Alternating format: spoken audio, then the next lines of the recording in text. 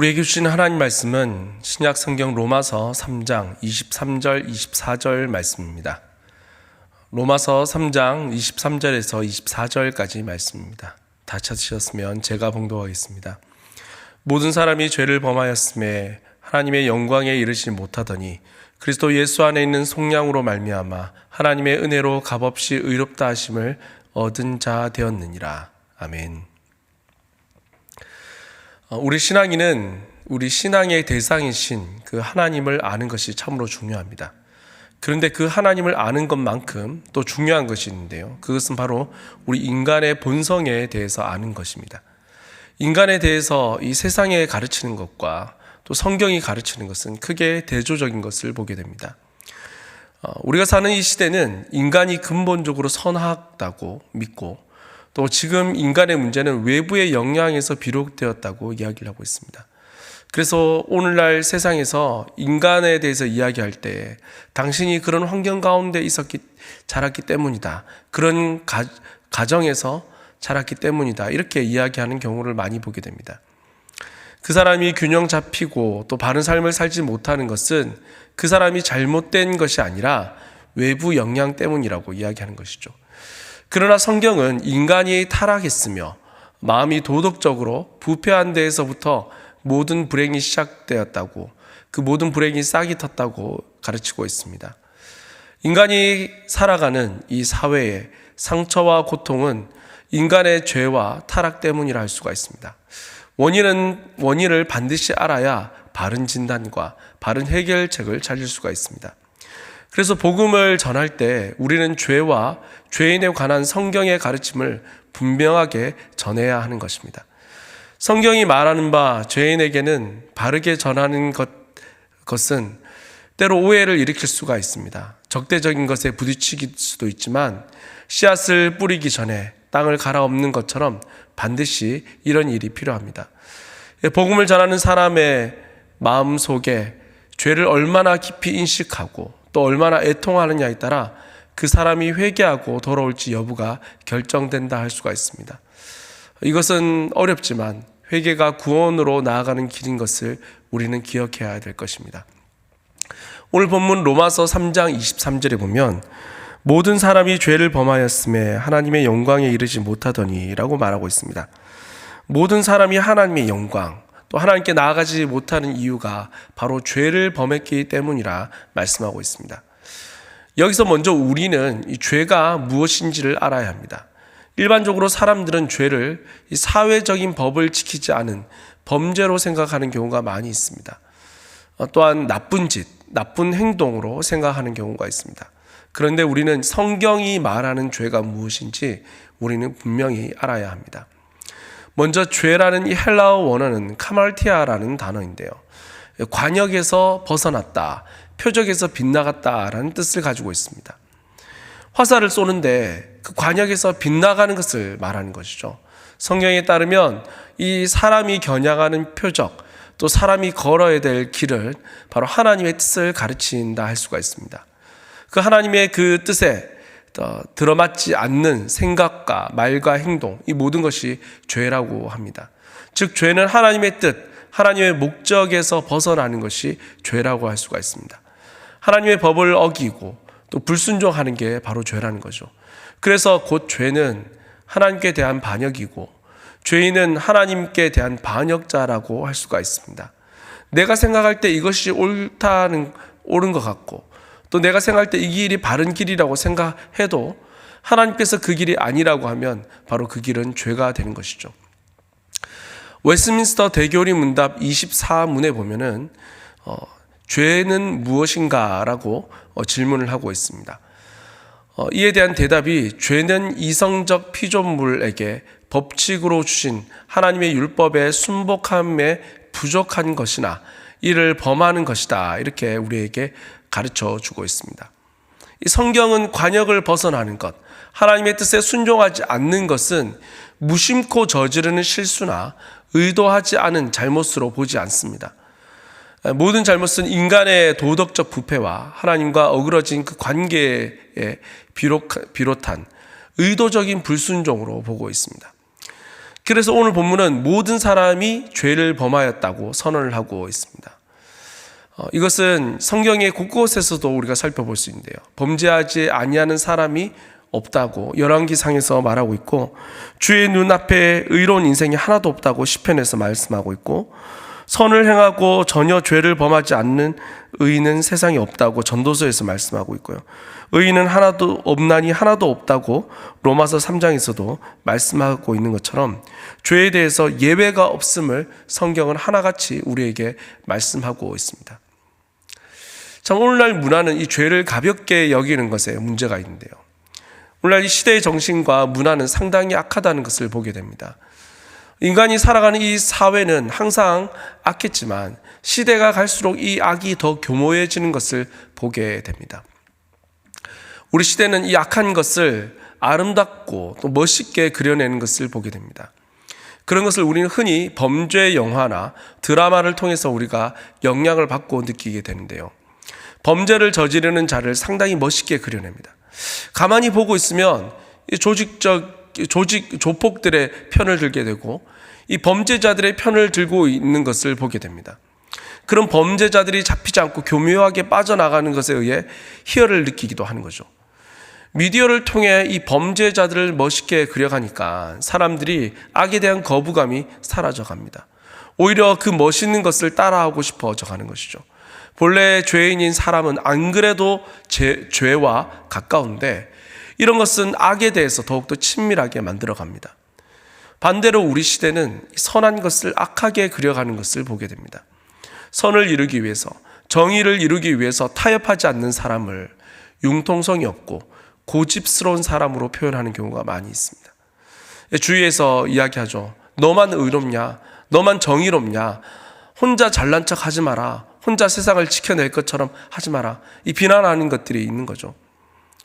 그 사람이 정의를 위해 싸우다가 함께 피해를 보는 사람이 생기면 그 고집스럽고 자신의 신념만 주장하는 사람이라고 악하게 그려내는 것입니다. 또한 선한 사람을 바보처럼 또 어리석은 사람처럼 생각하는 경우가 있습니다. 세상의 물정을 모르는 사람으로 생각하는 것이죠. 우리는 분명히 이렇게 변해가는 이 세상 속에서 살아가고 있습니다. 그래서 이제 선과 악에 대한 이미지와 분위기가 바뀌어 버렸습니다. 가치가 뒤바뀌고 있는 것이죠. 그래서 우리는 죄에 대한 기준을 올바르게 가르쳐 주어야 하는 것입니다.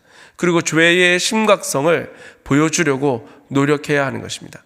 우린 죄의 참된 속성을 명확히 정의하고 겉으로 나타나는 죄의 양상들을 정확하게 규명해야 합니다. 청중은 마음과 생각 속에 죄의 끔찍한 실체를 보여주고 예수님의 그 십자가 보혈 외에 도무지 죄에서 벗어날 길이 없다는 결론에 이르도록 해야 하는 것입니다. 우리의 죄가 드러날 때 더 이상 우리에겐 소망이 없음을 인정하게 됩니다. 멸망할 존재, 영원한 형벌을 받아야 될 존재라는 것을 알게 되는 것이죠. 그러나 우리에게 소망이 사라질 때 그때 그리스도께 소망을 둘 수 있는 때가 되는 것입니다.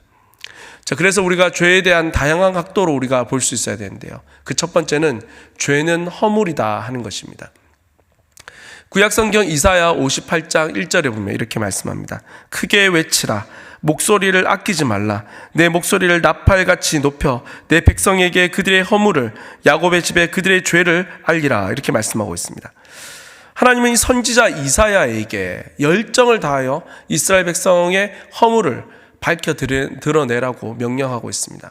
하나님 그에게 크게 외치고 나팔처럼 목소리를 높여서 이스라엘을 파멸로 몰고 갈 그 죄를 상세히 전하고 널리 공포하라고 말씀하고 있습니다.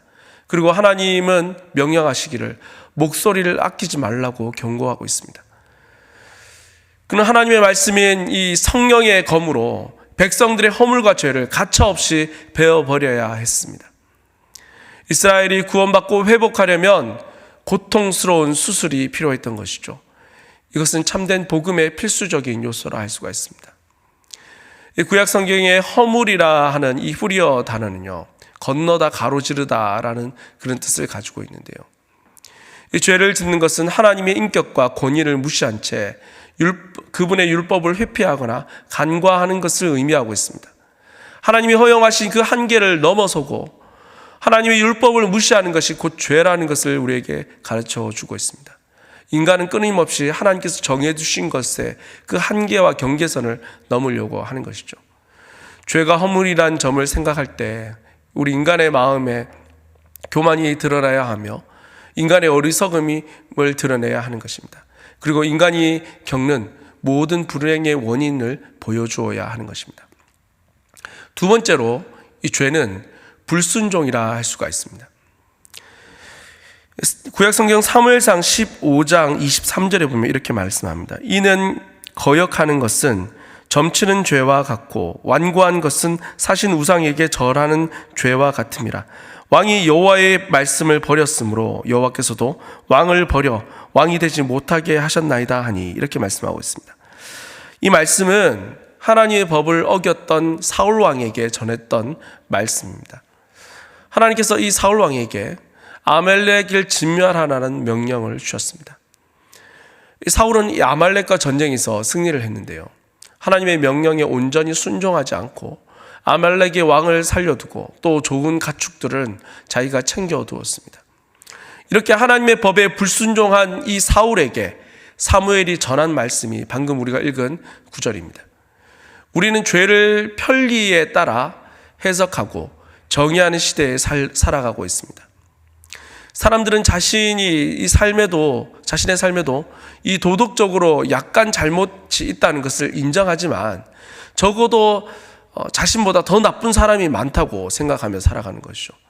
그래서 이 정도는 괜찮지 않느냐 생각을 합니다. 다 그렇게 살아가고 있다 이야기를 하는 거죠. 그러나 방금 본 우리 사무엘상 15장의 말씀을 보면요, 사소한 죄는 없다는 것을 우리에게 분명히 보여주고 있습니다. 이 사울 왕은 이 정도는 괜찮지 않을까 싶었을 것입니다. 진멸하라고 했는데 아말렉을 거의 다 죽였습니다. 가축이며 모두 죽여라고 했는데 거의 죽이고 값어치 있는 것만 챙겼습니다. 그것을 하나님께 드리면 어떨까 싶었던 것이죠. 그러나 하나님의 법은 선명합니다. 사소한 반항을 하는 것과 불순종도 우상 숭배를 하는 것과 같은 무서운 죄라고 말씀하고 있는 것입니다. 그런데 이런 잘못은 반항심과 불순종하는 마음에서 비롯된 것입니다. 하나님께서 명령하셨다면 그 명령 그대로 해야 하는 것이죠.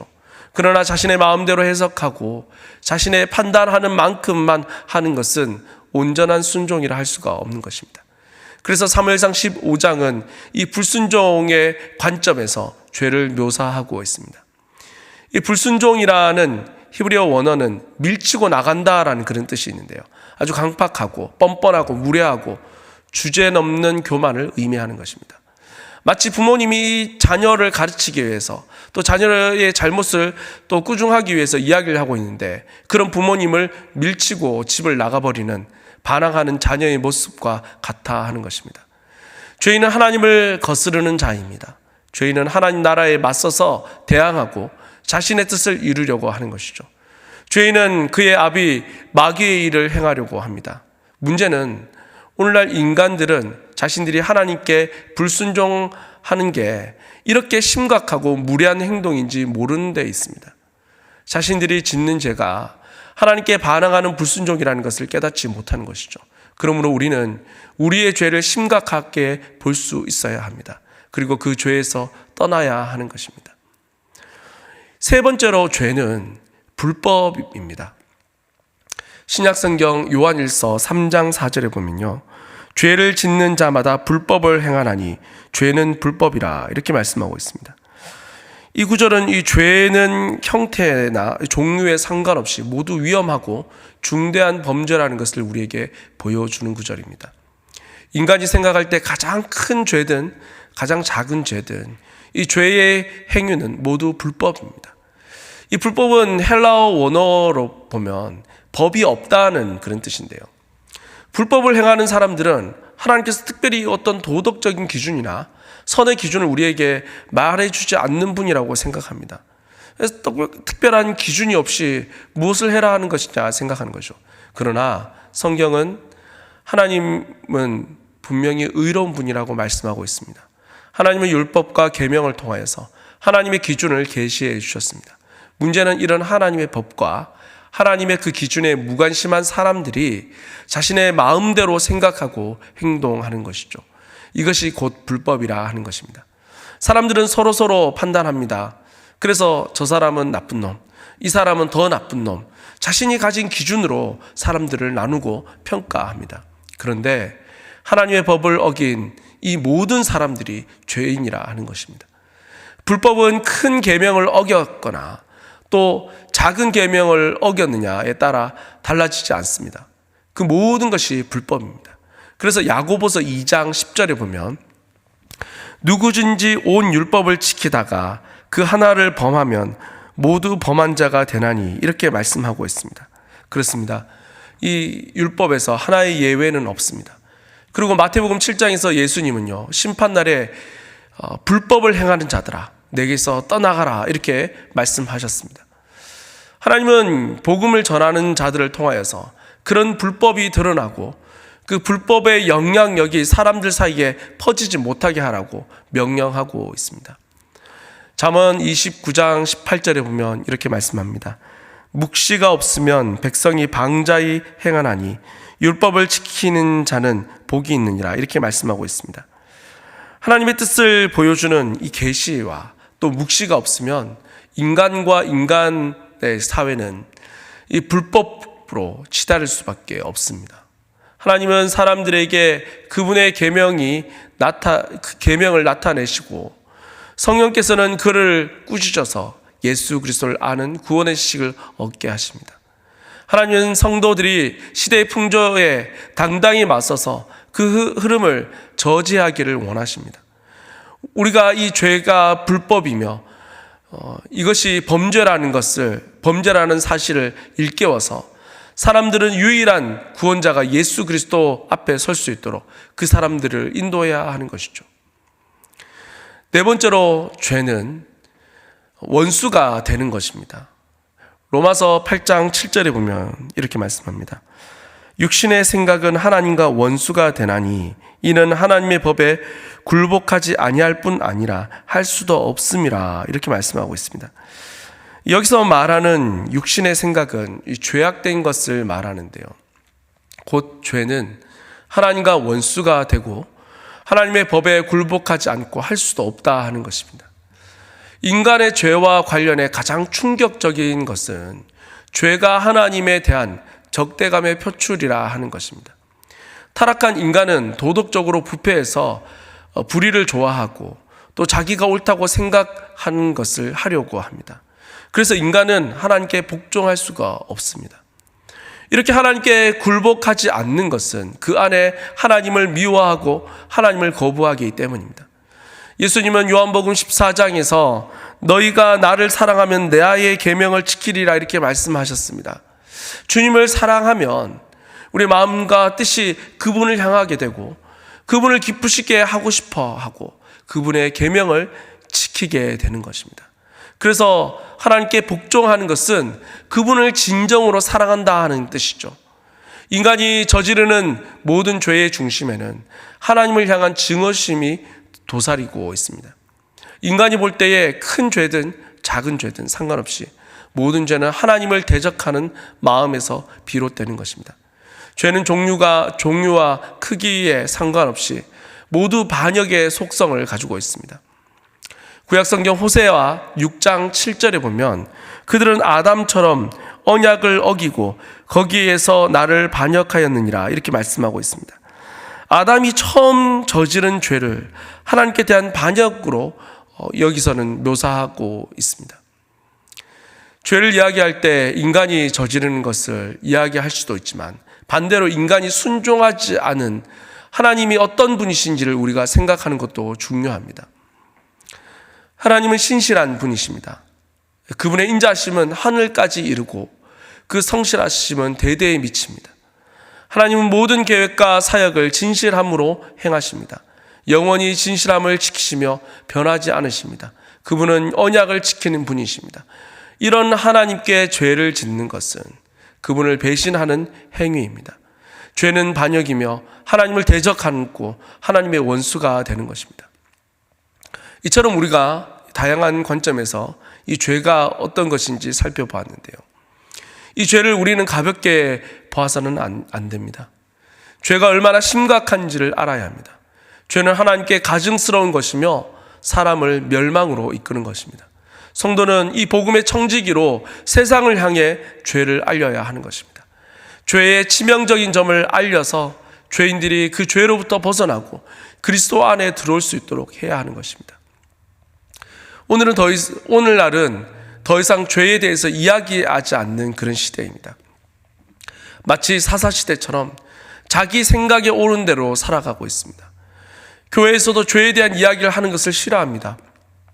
세상에서는 사람들에 대해서 가능성이 있고 또 서로의 생각과 삶을 존중하는데 왜 교회만 죄에 대해서 이야기하느냐 하는 것입니다. 왜 멀쩡한 사람을 죄에 대한 언급으로 불편하게 하고 잘못을 들추어내려고 하느냐 이야기를 합니다. 그러나 우리는 죄를 이야기해야 하며 죄가 무엇인지 밝혀야 하는 것입니다. 죄는 인간을 멸망하게 합니다. 인간에게 그 무엇보다 시급한 문제가 바로 죄에 대한 문제입니다. 성도는 세상을 향해 이 복음의 목소리와 죄를 알리는 것을 멈추지 말아야 합니다. 그리고 하나님 앞에 자신이 정결하게 서도록 해야 하는 것이죠. 성도 안에도 여전히 내재하는 죄가 있습니다. 이 성도가 성화의 삶을 살면서도 잔존하는 죄가 있는데 그 죄는 아주 심각한 죄라고 할 수가 있습니다. 그 죄는 성도가 이 경건한 삶을 살고자 몸부림치고 죄를 멀리하고 죄와 싸우고자 하는 그 칼날을 교묘하게 피한 그런 죄라고 할 수가 있습니다. 이런 죄는 성령께서 보여주시고 깨닫게 해주셔야 찾을 수가 있는 것입니다. 성도는 날마다 하나님께 나아갈 때에 성령께서 우리의 심령을 감찰하사 우리에게 남은 죄를 낱낱이 드러내 주시기를 간구해야 하는 것입니다. 우리에게 가장 시급한 죄의 문제를 바로 알고 구원자 그리스도를 붙들므로 참된 은혜의 길로 나아가는 모든 성도님들 될 수 있기를 바랍니다.